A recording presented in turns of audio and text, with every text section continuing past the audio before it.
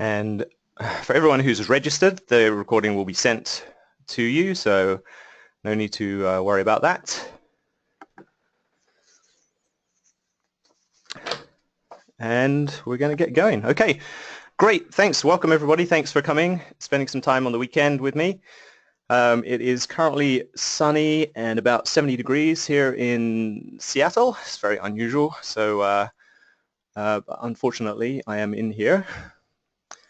But that's okay. I'm going to be going out later. Okay, so we are here to talk about the basics of EdgeRater. And there are a lot of new users of the program over the last few months. And I think that a lot of people need to just kind of see how to operate the program and where, things like where data is stored. This is not going to be a in-depth webinar at all. So I know a lot of people online here have been using the program for a while, and this may be a little below your level of knowledge so far, but it will probably serve as a good reminder. If you haven't actually been using the program on a regular basis, then it's probably good to do that. But it is going to be fairly basic, so I'm just going to warn you about that. At the end of the webinar, you will find a survey that will be automatically sent to you from GoToWebinar. And one of the questions on there is, do you have any other questions? And if whatever you put in there, I'm going to use that for a follow-up webinar. I'll take those questions and then we'll go into more detail about some of the areas that you may have further questions on.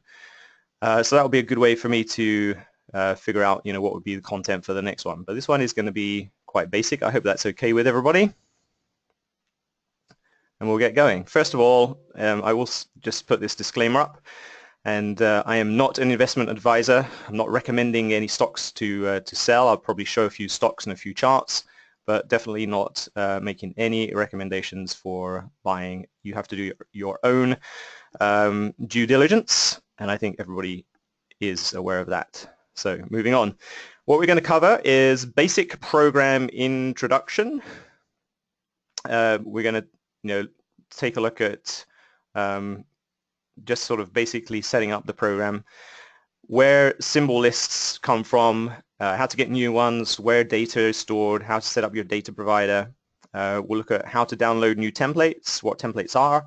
We'll take a look at reports that are produced from templates and how to navigate through reports and how to do sorting and filtering. And we'll take a look at charts, how to set up your own chart, how to put new indicators onto a chart, and how to use some of the existing chart layouts.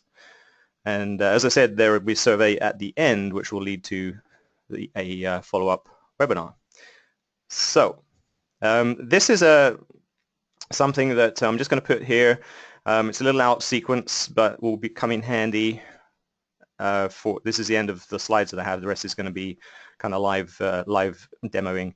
But take a note of this location, and this is a very useful location, and it's where I put useful files that you can download to use within your copy of EdgeRater. So in there I put things like symbol lists, I put certain reports in there, I put watch lists in there. I don't know if you know, probably most people here know that I work a lot with George Lee, and he is, if you don't know, he's a successful trader, and he teaches some trading techniques, and we often get together and we'll look through charts. And what I often do when we're doing that is make a note in the watch lists, and I put those watch lists up in this shared folder too. And if you just download that into the right place, and I'll show you where as we go along, in your copy of EdgeRater, you'll see all of those recommendations, and you'll get a chart sort of pointing at the bar that we're talking about. It's a very handy new feature of the program. So having said that, I hope that is going to be good for everybody. If that seems a bit too basic for you, that's okay. You can watch the recording and skip forward. So first off, welcome everybody, and thank you to all of the new users. I've met a lot of people over the last several months, and we've done a couple of workshops. The most recent one at the Pacific Northwest Trading Workshop in Langley, beautiful British Columbia, just up the road from me, and that was with George Lee. We had had a great time, had a good turnout, had a lot of online people, and I think a lot of people on this webinar are from there too. If you aren't aware, we sort of do this on a regular basis, and if you want to see the recordings of that workshop, you can actually, if you go to the EdgeRater.com website, you find the Learn More button here. You'll be able to actually purchase the recordings. They're good value, but they are fully, the whole weekend is fully available right now in recorded view. So here is, hopefully you can see this screen. I'm now showing you my desktop. If you quickly type a Y, if you can see a sort of blue screen desktop right now. That's great. Thanks, Pete. Henry, great. Thank you. John. Okay, so excellent. So you'll know when you first install when you first install the program, it installs, but it doesn't install an icon on your desktop. And a lot of people ask me, oh, the icon's not there. How do I run the program? So this is a very basic thing to know. When you do install the program, it is installed fully on your computer. There's no internet part of it. Once it's downloaded, it's installed and it runs from your computer. But it doesn't, sometimes it doesn't put an icon by default on your desktop. Or sometimes you remove the icon yourself, or sometimes the program, when it does an update, might accidentally remove the icon. How do you get it back? So this is a Windows 8 computer. Obviously the same applies to Windows 10, Windows 7. What you do is you click on your little Windows function key down here. See where my little arrow is. And what I do is once you're showing this, I just start typing in EdgeRater. Okay, we come up with the search icon, the search menu, or say EdgeRater Pro Unleashed. Right click on that and say Open File Location. It will open up a Windows Explorer view. Right click on the EdgeRater Pro Unleashed and say Send to, and say Desktop Create Shortcut, and there you go. Little icon put on your desktop for future use. You don't have to put it on your desktop, but some people like to have it there. What I like to do is, oh look, I've got this thing here. That's cool. Just gonna get that done. Very good. Okay, so what I like to do is I'm going to run it now by double-clicking on the desktop icon.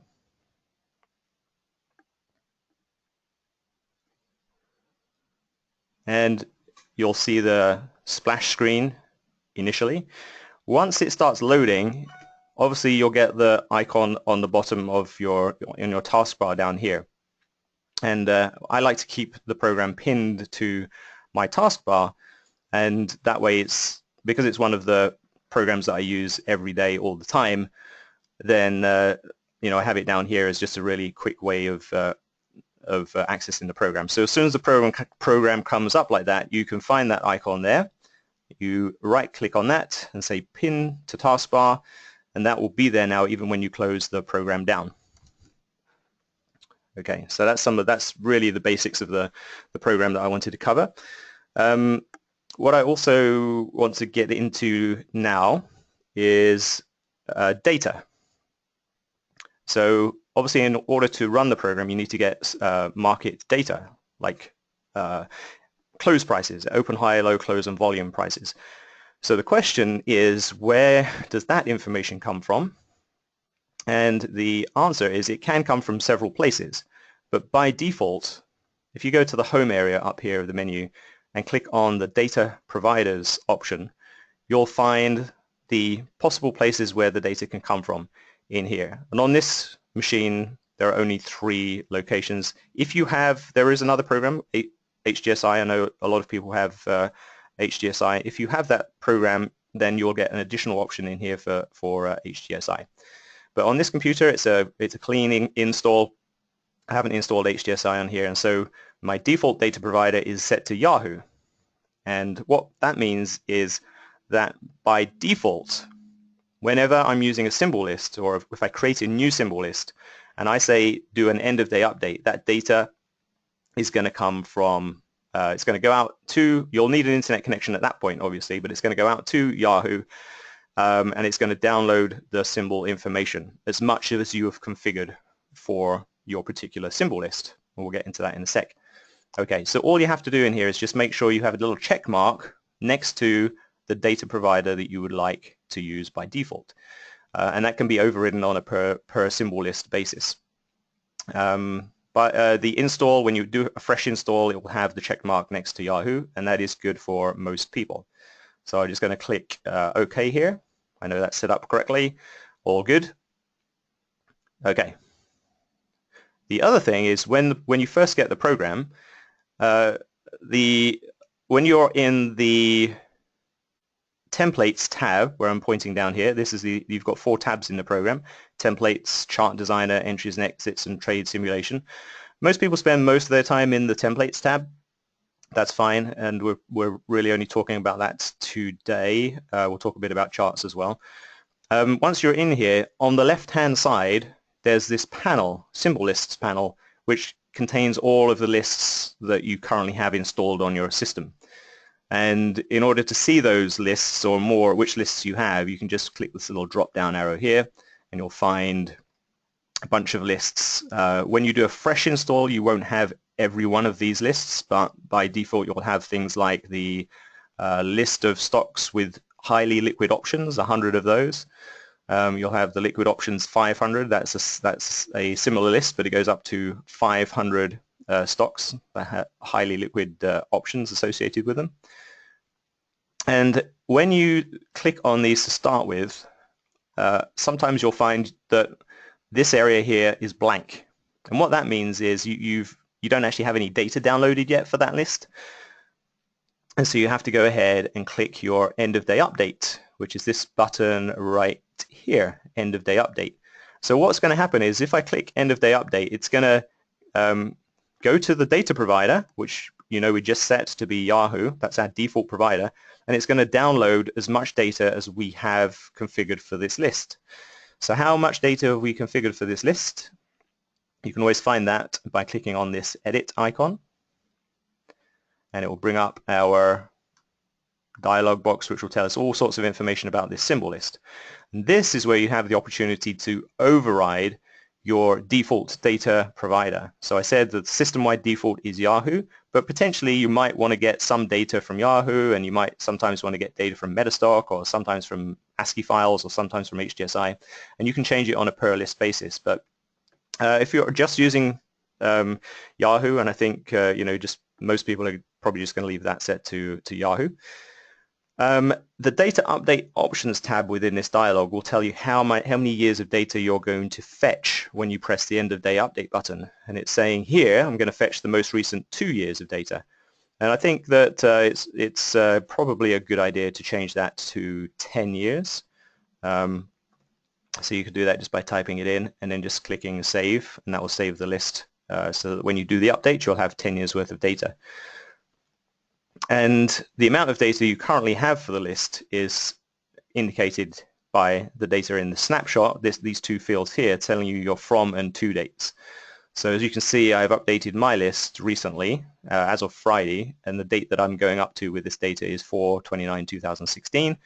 And I actually have 10 years of data in this list. So I was playing around with this earlier, and this goes from May the 1st, 2006 to 2016. So that's 10 years worth of data in there. So if you're ever wondering how, what data is associated with your list and how much data each symbol has, this is the place to come and find out all that information. And what sometimes happens is that stocks get delisted, or the symbol that you have in your list is no longer available from Yahoo.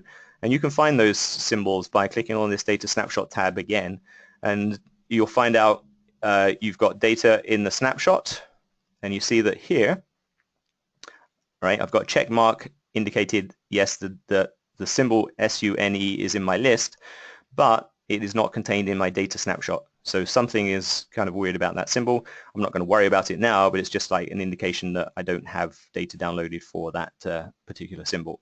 So that's kind of where you can find out more information about that. So where do symbol lists reside? So you know that in the program they're on the left-hand side here, and you find your complete list of symbol lists in that drop-down location, but they actually do exist on your hard drive as well. And there's an important folder location that everybody should know about. It is, if you open up your file tree and you go to your Documents folder, underneath Documents you'll find a folder called EdgeRater. And in the EdgeRater folder there are a bunch of subfolders, and this is where essentially all data that you configure, use, download, any reports that are generated are all put in this subfolder area. So if you're ever moving computers and you want to keep the data from one computer to another, just copy all of these folders, or you can copy them over to the new computer, and everything will be restored the way it was on your old computer. That's one way of doing it. So the symbol lists themselves are in the symbol lists subfolder. So I'm opening that up now, and I can see that these, all they are text files, or sometimes they're Excel files, or CSV files. EdgeRater can actually read data from a number of different formats. The most basic format is a text format, and if I open up, say, let's have a look at the Liquid Options 100. That's an XLSX. I'm not going to open that up because that's not the most basic format. I'm going to open up, let's take the S&P 1500.txt. If I double click on that, then Notepad will open up, and you can see the format of a symbol list. It's basically symbol followed by a comma followed by the name associated or the description of that stock. And this is the S&P 1500 list, so if I scroll down through this list, you should find there are 1500 symbols in here. And this would be one way to add new symbols to a list. Not perhaps the most intuitive or best way to do it, but it's one way to do it. If you have a whole other list that you want to use within EdgeRater, you can just copy that list, that file, into this folder location, and it will just automatically be available from within this drop-down. And then all you have to do is hit your Update Data button to get the data for those symbols from your default provider, i.e. Yahoo. So oftentimes that is what I like to do. If you use Thinkorswim, I think a lot of people are Thinkorswim users. There is a way quite easily to export data from any of the areas in Thinkorswim. Watch lists over there, and you can just put those files as CSV files directly into this folder, and they're then available within EdgeRater. So that is a very useful thing to know. And the other thing that's useful to know, and this is not something you can sort of play around with yourself and change these files, but the snapshots folder is actually the backing data for all of those lists. So every time you go and hit the end of day update button, it's going to go out to Yahoo and it's going to download data, and it's going to put them into these files that are associated with those symbol lists. So you'll notice here I have 2 files per symbol list. One is a .erd file, that means it's EdgeRater data, and one is a .eri file, it's EdgeRater index. You don't really need to worry about this location at all, but it's just useful to know that this is where the data actually gets downloaded to. Okay, so 2 important locations. Now for today, what I wanted to do is, if you're reviewing this video, I think it's probably a good idea to go back and review this video and try and follow along with some of the things that I'm doing. It's always nice to be able to use the same data that I'm using so that you get the same results and you're able to match up what's on my screen with what's on your screen. So one way that we do this in our seminars too, is there is a little button in the home area of the menu called Import from Zip, and this will import both symbol lists and data from a zip file that can be provided to you. And I've created a zip file for today, and this is where we go back to the shared folder link that I mentioned earlier in the presentation. So bear with me a bit as we go through this. I'm going to pull up, if you click on that link or you enter that link into your it was www.edgerater.com/shared folder, you'll come to this area up here, shared folder area. And within the shared folder area, you've got several subfolders. You'll see this within your browser if you click on that link. And one of them is a zip file subfolder. If you click on that, you'll find the data and symbol lists that you can use to follow along with this presentation. You probably won't be able to download this now and follow along right now because the file is fairly large, but when you review this video, you can for sure do that. So the way to get this onto your computer is just to click the little checkbox there, and then, or just click the thing itself, and then save the file. It comes up as a zip file. Save it to your downloads folder. I'm going to do that, and you'll see how long it's going to take to download, and you'll see the size of it. It is a 291 megabyte file, so fairly large. It's going through reasonably quickly. I've got a fairly fast internet connection here. I'm not going to wait for that to finish. I already downloaded one earlier, so I'm just going to cancel that, and I'm going to go to my download location, and you'll see that I have the zip file downloaded here. It's in my downloads folder by default. That's where Firefox, which is the browser I'm using, downloads information to by default. So how do you get that into EdgeRater? That is what we're going to do right now. So just remember it's in your downloads folder. Okay, come up to EdgeRater, say import from zip, browse to that folder, downloads, select the zip file, click open, and click import. Now that's going to read the symbol lists and the snapshot information from that zip file, and then the list that you have will exactly match what I have in here. So that will help going through this video recording. Okay, imported all files successfully. Click OK. Click cancel on there, and now when you browse through your list of symbols, you should have exactly the same data that I have. Okay, and that's just a shortcut way of getting data in, not something that you would create and use yourself, but if we do webinars and seminars, then I'll create one of these for you, and then you guys can have the same symbols that I have. Okay, so that's data. Symbol lists. If anyone has any questions at any point along the line, you can ask questions in the box. I'm monitoring that as we go along. You can save them for the end, or you can, as I said, ask a question in the survey at the end as well. Okay, so I'm just taking a look at some of the questions. Okay, so yeah, Ralph asks, if you need to install on a new computer, where do you find the download? Good question. If you come to open up your EdgeRater.com, we'll come to EdgeRater.com, look under pricing, because pricing contains the links for your downloads. And as you look at pricing, you'll see what you would do is you would download the free trial.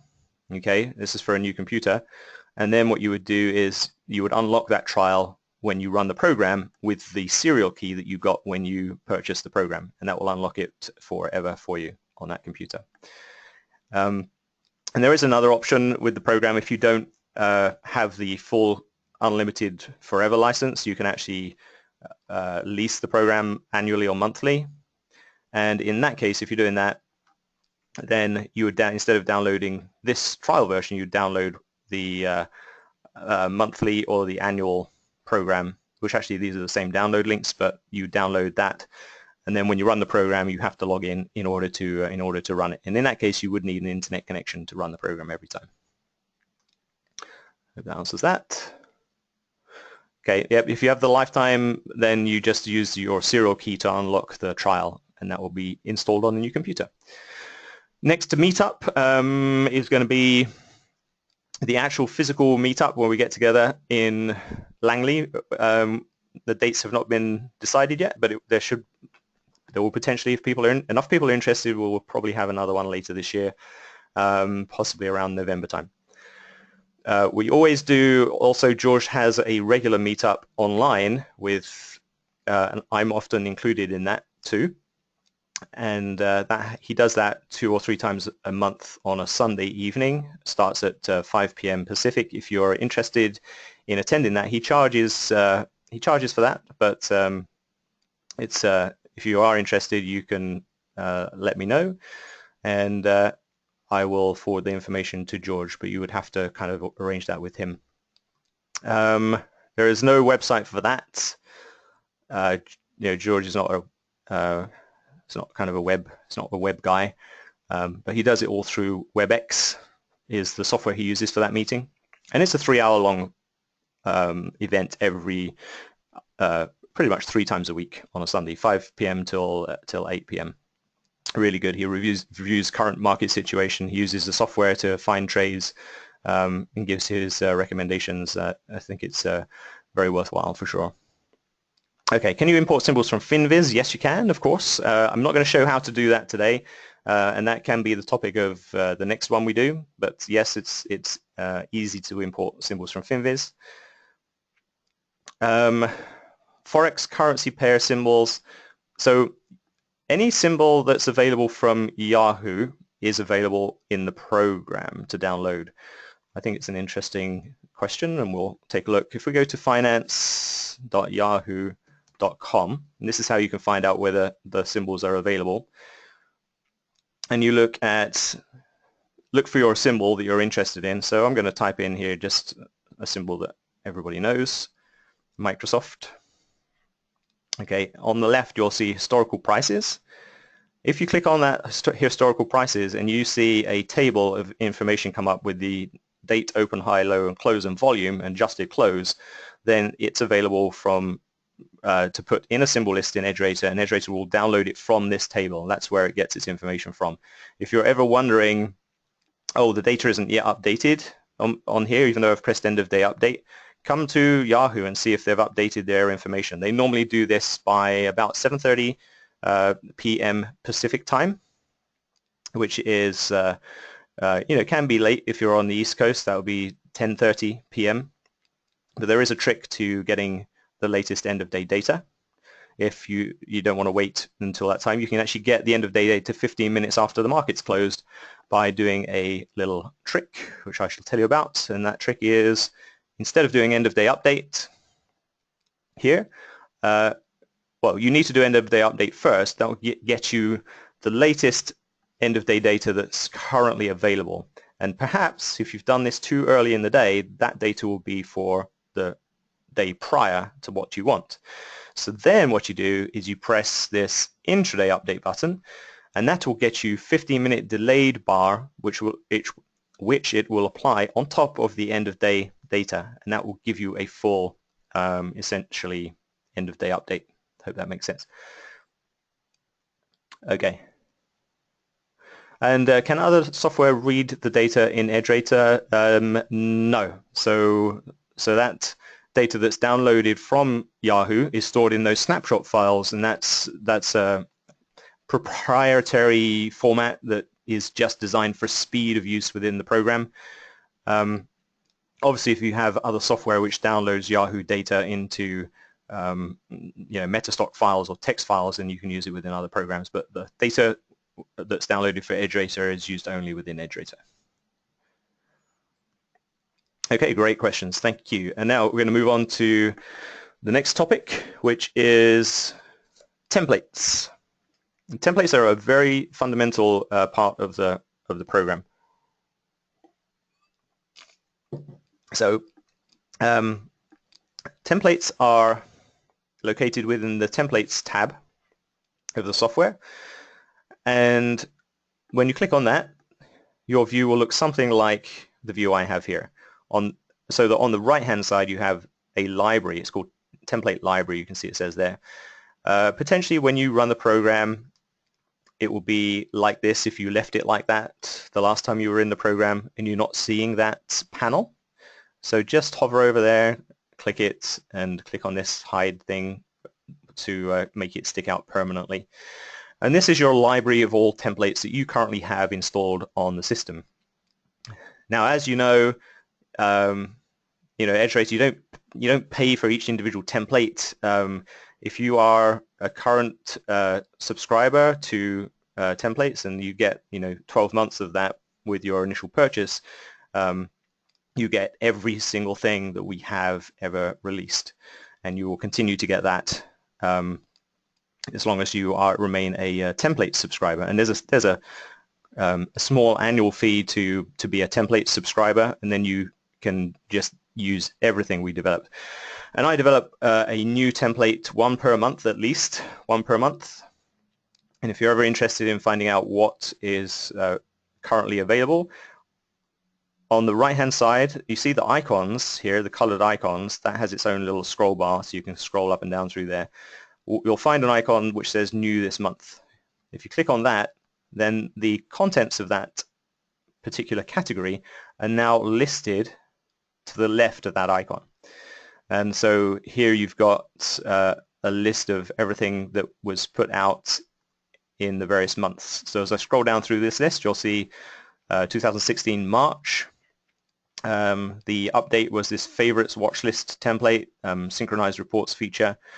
In February, the update was 3 pushes to a high using Bollinger Bands technique. In January, we had red-green continuation plays. In December, hot-cold ranking system. In November, VPA templates. So one per month, every single month, at least one per month. That's where you find out what's new. Now, what you'll see in here, you'll notice that I don't have one for April, okay? And my big indication is that I don't actually have the latest set of templates is on the top menu. I have a red background where it says My Version 2016.3. So 0.3, that's the third month, that's March. My version is 2016.3 up till March. But the latest version is 2016.4. And because my version is not the latest version, I have a red background here. So if you ever look up here and you see a red background, you know you need to download the latest templates. And that's not automatic. You have to press this Get Latest Templates button. So I'm going to do that right now, show you how that works. You press that, you'll get the template set downloader, and it says what the latest version is, when that was released, April 6th, 2016. My installed version is 2016.3, which I can also see from up here.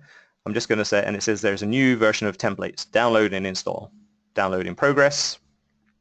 Wait for that to complete. You'll see the progress bar should tick along here. And when it's done, download complete. And then we can cancel this dialog box. Now you'll notice in the top menu area I've got green indicating that my version is the latest version. So always just make sure you've got green up here whenever you run the program. And also now on the right hand side you see I've now got the in new this month it says, oh, the April template is the moving average crossed with upcoming seasonal probability template by Dave McMullen. Okay, so the other thing that people get confused about, and probably what is not a very good design choice by me to do this, but when you're looking at the new this month and you see what's new for April, a lot of people try clicking on this category here and then saying, oh, the run button is gray. I'm clicking on my category, but I'm clicking on the category, but the run button is gray. That's because that's not the right place to click the to run a template. You always have to run templates by coming over onto the right hand side here. This is just telling you where you can find the new template. So here I can see that the latest template is in the Hot Topics category. So I have to locate Hot Topics over on the right hand side, and I can find it right here.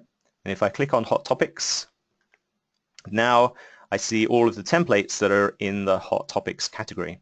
And the latest one is this moving average cross with upcoming probability. Excuse me a sec.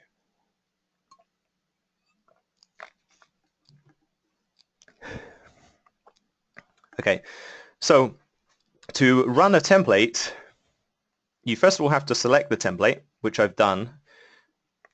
you know that you have a template selected because this whole central area of the screen will show the template that you currently have selected. Okay, and then for most of the templates you need to choose a symbol list to run the template on. And the symbol list that I've chosen here is just this list of liquid options 100. There's only 100 symbols in here, but of course you can choose any of the other lists in here. If you chose the all securities between $1 and 250,000, you will have roughly 3,000 stocks in that list. You can run this on that list too, but I'm just going to simply quickly run it on the liquid options 100. Make sure that is selected. Always good to check when you're running a template that the to date for your data is set to the latest end of day data that you believe that you should have. Just make sure that that's true. Sometimes you forget to update a symbol list. And another little trick that I forgot to say about symbol lists is you don't have to update each list individually. What you can do is in the home area of the menu, you can click on symbol lists icon and it gives you a list of all your lists, and you can check everything off like that and then click update list data, and that will update all of your lists for you at one time. But if you frequently only use one or two lists, maybe you should delete all the other lists anyway and just use those, or just update those couple of lists that you use individually. So I have liquid options 100 selected. You'll notice because I clicked on the home area of the menu up here, I've now got the home options. I should go back to the templates options to find my run button, and it's right there. So with templates that have parameters that you can change, you'll find them in the template info area of the template. This one has parameters that you can change the number of periods to use for the moving averages. So by default they're set at 8 and 20. You could just click on here and you could change it to maybe 10 and 20. And then I'm doing a 10-20 moving average cross with upcoming probability. I'm going to leave it set to 8. If you ever want to find out more about a template, the template info area tells you a little bit. It's kind of a summary of what the template does, but often you want more information than that. And the way to get that is by clicking on either the template info here or the video help. Sometimes they go to the same place. And that will take you to a website and a blog post which explains more about that template. Now, I don't always have everything currently ready for that. And in this case, with the Dave McMullen template, I have not created that blog post yet, but it will be coming. And that will give more detailed description on how to use the template and what it's all about. The other area to look at is if you come into, I'm just going to bring up a browser now. Let's see where it is. Here it is. Okay, so the other area to look at is on the EdgeRater website under products. Look at the trading templates product. This should give a list of, and again this is being built out as we speak because it's fairly new that I'm putting this together, but it gives a list of most templates. Eventually it will give a list of all templates. It does have I did actually update this just the other day with the 820 cross with seasonality template. This first one, which says all templates, this is completely up to date. So if you're in here, look at all templates and then click more info. That will actually give you a list of all the templates that currently are available and the categories that they are in. It doesn't tell you too much about the templates. For that, you need to come in to click on the individual template to say more info on the 820 cross template. It will pop up a little page, tell you something about the report that's generated from the template, how to use it, a little description about the template itself, and it might show you a chart and what you might be looking for on a chart. So this is a good place, definitely a good place to come and check out templates.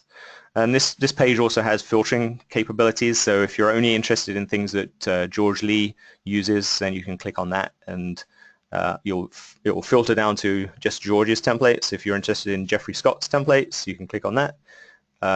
if you're interested in backtesting, there's a couple of templates there. Seasonality, we've got there, Stocks and Commodities Magazine, Pro Tools, and scanning type templates. And sometimes the templates appear in more than one category, just depending on what they do. But this is going to be kept one of the most up-to-date areas, so a good place to come and find out more information. I did mention, though, that the blog is also a good place. If you're on the website and you click on blog, here's an example, like the second one down that was released in February after I released the 3 pushes to a higher template using Bollinger Bands. They've got the blog post, and that really explains what the pattern is all about, how to use where to find more information, and sort of more description about the template and what it's trying to do for you. Okay, so much more detail in here. And this is the page that you would come to if you were inside the program looking at a template and you clicked on template info. You would come to that page if there was a blog post for that template, which they will be for every template. Just give it a little bit of time. Okay. Now to run a template, we need to, as I said, select the template, select a symbol list, and then we just hit our run button. Look at the bottom left, you'll see the progress bar will go along. And what happens after you run a template is the report produced by the template pops up in a separate window. So now that's up, I'm going to not close it down, I'm just going to minimize my main window. Okay, and now I've got the report itself. And a lot of people look at this and they say, wow, that looks just like Excel. Do I need to have Excel to run EdgeRater? No, you don't need to have Excel. This functionality is all built into the program, and it is a spreadsheet component within the program. But it is fully Excel compatible as well, which is one of the very cool things, because this report was produced, not only is it showing you the results in the program, it also produced a file on your hard drive. Let's have a look. I'll show you where that is. And that file is an Excel file, and it's openable.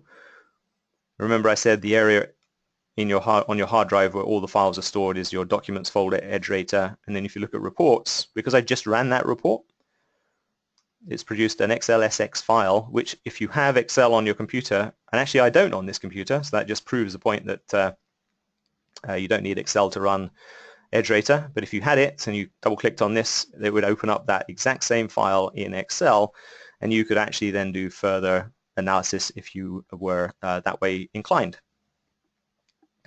Now, to zoom in on a report, there is a trick to this, and there isn't a menu option for it, but what you can do is if you have any cell of the report selected, and then press your control key down and use your wheel on the mouse, you'll zoom in. And you can also use your wheel in the other direction and you'll zoom right out. So if you need to get more view or more detail or less detail, you can do that. I'm going to zoom in a little bit here so we can see what's going on. And this particular report is designed to show us moving average crosses with upcoming seasonal probability. So the columns in the report are all to do with that particular idea. So general operation or use of a report. There will be a header row. In this case, it's row 7. You can always tell the header row because it has these little drop-down arrows on the header row. They are important. I'll cover those in a minute. There will always, not always, mostly be a symbol column and a description column, a date column, and perhaps close and volume will be indicated in the first set of columns over here. That's pretty standard in every report that's produced by the program. The date column is very important because it just lets you know what day you ran that particular template for. And it's very, note what I said, what day you ran it for.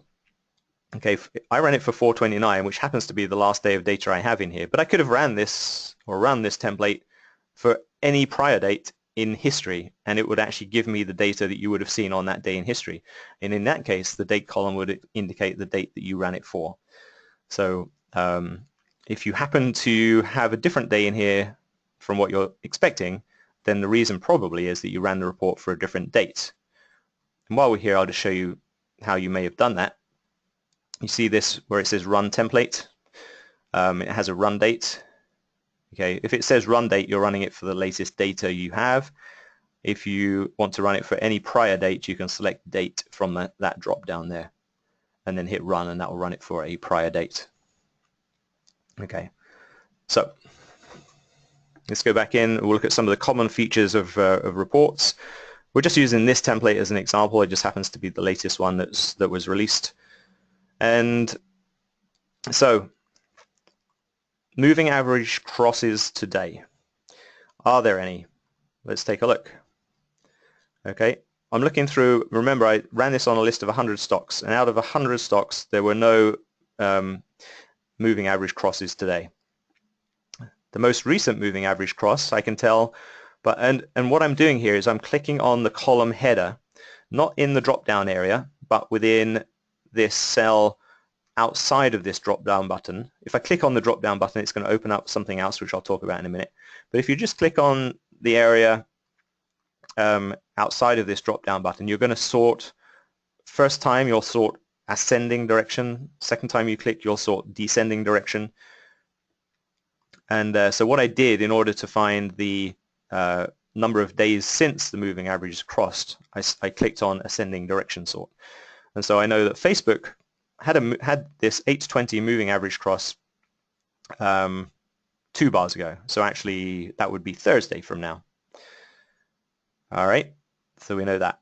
We know that there's, I'm going to click on now the down column today, and I'm going to sort by stocks that have had a moving average cross down today. So 1, 2, 3, 4, 5 stocks had a moving average cross down today, and you can tell that the number of days since the cross is 1, indicating that it was exactly the most recent day. Okay. Other information in reports, it tends to get less, I wouldn't say useful, but the most important columns are always put towards the left, kind of right to the right-hand side of these default set of columns here. You'll find the most useful information. Then as the reports sort of go out further to the right, the information gets a little bit more detailed and perhaps not something you want to look at all the time. In this particular report, one of the main features is actually seasonal probability, and so that's been highlighted in a separate color, and so these whole columns here are telling us information about seasonal probability of these particular stocks. Now, we talked about sorting by clicking on headers. You can sort on symbol as well, so you might want to sort alphabetically by symbol. You might want to sort by close price, sort by volume. What you could do is, in addition to sorting, you might want to filter. So each of the column headers, each of the the headers here, have these little drop-down arrows, and with this you can actually do filtering and sorting. So I click on that. I'm clicking on the close price one now. What I can do is say, I actually don't want to see any stocks that are less than, let's say, $10. Okay, so I'm going to filter here and say close has got to be greater than $10, and then click OK. All right, now you'll note that in this, if I scroll down the list, nothing appears in here that's less than 10. And now if I sort by close price, the lowest price I have in here is $10. If you have filtering applied to any column,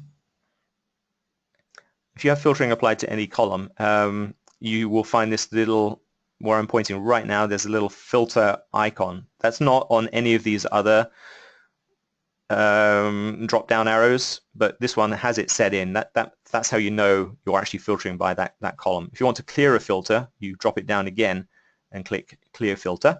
The little icon disappears and now you're not filtering at all by that column. I had a question is why is BTU for the 13th? Okay, and that's a good observation. So exactly what I was saying before, always pay attention to the date. So we ran this template, it went through our symbol list and it produced data for the last date available for that particular stock. Turns out that BTU only has data going up to 4/13. So then if you're interested in finding out why that is, you can go back to your main screen and take a look at your list. Remember I said if you click on the edit icon, you can look at your data snapshot. And I can sort here by symbol. Let's go back to BTU. BTU has data from 5/1/2006 to 4/13/2016. The reason for that is not perhaps obvious. I've no idea why that only goes to 4/13, but I know that I only have data on my system to 4/13. There may be a good reason for that. One thing that you can always check is that when you're on finance.yahoo.com and you click in to look up your symbol, BTU,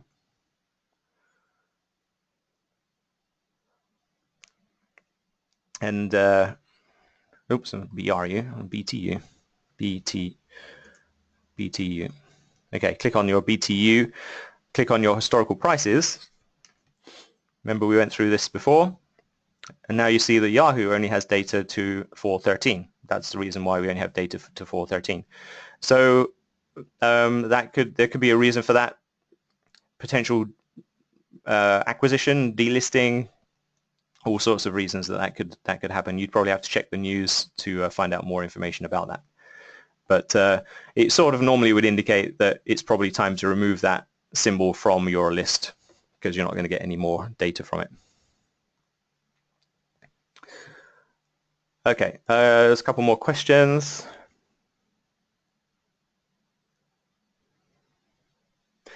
When viewing the results from running the template, by default you get the chart configured to this particular template.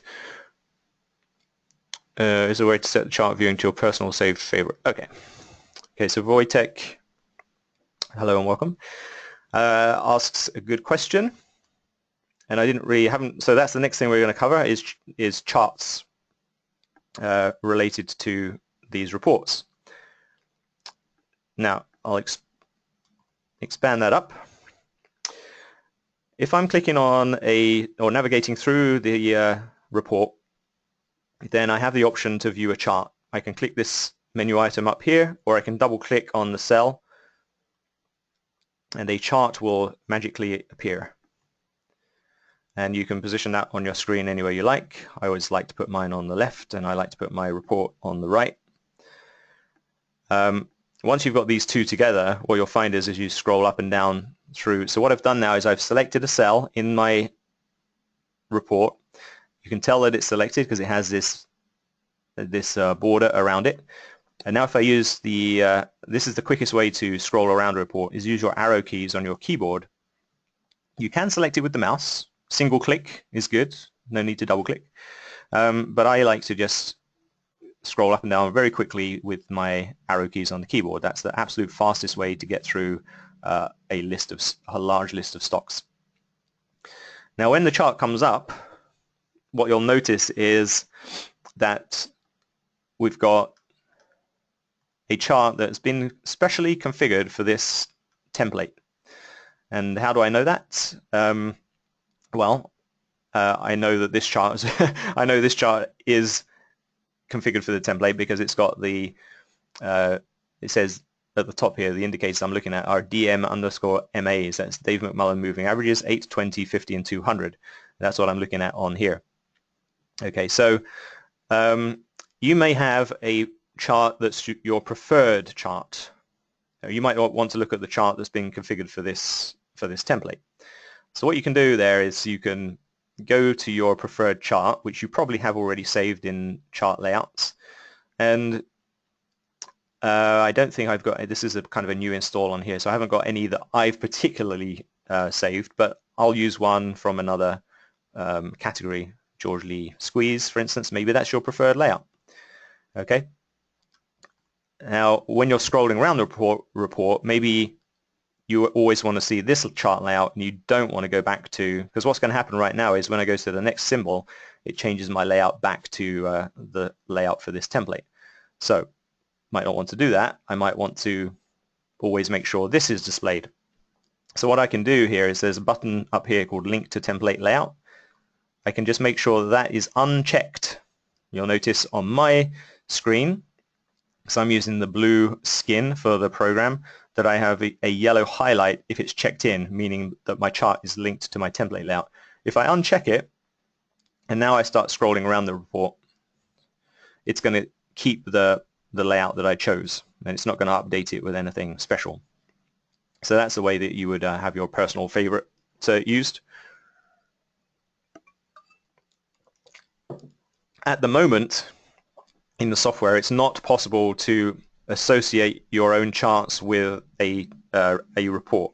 So if you've got different charts that you prefer to use for different reports, at the moment there isn't a way to configure those to show instead of the ones that are shown in the template. Other than, I mean, there is a way to do it. Obviously, there's always a way, but not something that's easily doable through the user interface of the program.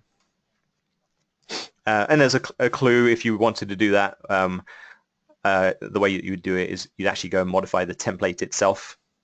And you find templates in, look to your EdgeRater folder, and you'll find templates all exist under Edge Club System. This is a list of all of the templates that you have downloaded. When I hit that download button earlier to download templates, it put them all in this folder. And you can go and modify any of those, but the warning is if you change anything that's in the system area and you re-download templates, your changes will be overwritten because these are system templates. So what I would normally do if I'm creating my own template is I would put the template, copy it into the Edge Club folder, root folder itself, and that way it won't be modified by the system, and then it will appear as a template in your program, and it will appear under my templates. You see, when I click on my templates, I've got nothing there. But if you copied and I'll just quickly do this, so it's kind of interesting. We're a little off topic, but let me just quickly do that. So if I wanted to copy, say, RSI pullback and kind of build off that, I'm going to copy it over to here. Okay, so now I've got this in the Edge Club folder. Now if I come into the main area of the program and I click on my templates, next time you run the program it will appear under my templates, okay, and then you'll be able to run that with any modifications that you put in. Okay, let's look at, we are running way out of time here. I think I covered most of what I want to cover. I don't want to go over time today, so what we'll do is we'll come back if there are other things we need to do. The only other thing I really wanted to cover that we haven't covered is setting up charts. We talked a little bit about that, but there's more to learn about that for sure. In the meantime, if you need to know more about getting started with the program, there are some older files available in the YouTube channel. So if you go to YouTube, you don't have to actually go directly this way. The best way to get there is to go to EdgeRater, and I'll tell you about a couple of ways to get support with the program too. If you go to the support area, you'll see a view the videos link. That will take you to our EdgeRater YouTube channel, and once you're in there you'll find all of the videos that have been uploaded in most recent order. If you come down to, you'll find a playlist called New User Orientation. That contains all of these videos are worth watching, and there is one in here on the multi-chart viewer, and so if you're particularly interested in a particular area you can probably find something of interest within this YouTube channel. I would recommend for sure subscribing to this channel, because that way every time a new video is put in here, you get notified by YouTube that the video is available. I always try and send out an email to people who are interested in that. And so the other thing is, make sure you are on the email list. So if you go to the EdgeRater.com homepage, subscribe to our product news, well, that's really a general sort of email list that that I will notify of useful and interesting things that are happening with the software. Anytime a new video is put out, not every time, but mostly update and send you that information if you're on this list. So I would recommend subscribing there. If you have previously unsubscribed from this list, you will not be receiving my emails, so that's fine. If you know, unsubscribing is definitely something you can do, but if you do that, you won't receive any more information, and I can't manually add you back into the list, so you would have to go and resubscribe yourself. So make sure if you have previously unsubscribed that you go and resubscribe yourself. But yeah, I'm not concerned if you unsubscribe. I know you don't want to get so many emails. I have the same issue too. Other ways to get support, and this is something that's sort of becoming more popular, is the forum. Click on Ask the Forum. You first of all have to register for the forum, and you would register. Let's see, it's been a while since I've done that. There's a button up here, register for the forum up here, and then you will be approved for your registration on the forum, and then you can ask questions. You can view the forum without registering, that's fine. So some of the most recent questions, there was a question yesterday by Henry. This is an older post, but started to get some more life back into it. And other questions. I always look at this, and I always try and answer these questions because I think as a priority, because I think that if questions are posted in here, they're good for everybody. Okay, if you just send me a personal email and looking for an answer, you know, that's good for you, but it doesn't help everybody else.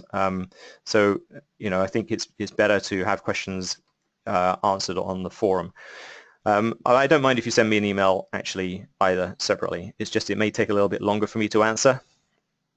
And if it seems like a really good question, maybe I'll post it on the forum myself. But I would prefer that you did that. If you're on the forum and you're interested in a particular topic, say charting, you could type in here, charting, and say, click on the search. And then I've got a couple of questions on charting, so you can go and look at those questions and how they were answered. If you find questions that you can answer, that is even better, because other people, obviously, if people are newer than you, if you're more experienced with the software, you can actually help out and answer other people's questions. That's a great way to kind of get involved in the community. So highly recommend doing that. Even if you don't think you have the right answer, you can still answer questions, and I monitor everything, and you know, will come in and give my 2 cents as well. So I highly recommend using the forum. I think that's a great way. We are running out of time. I don't want to take up any more of your weekend. I really appreciate you joining me today. I'm just going to take one quick last look through the questions. Okay, that's fantastic. I think we're clear.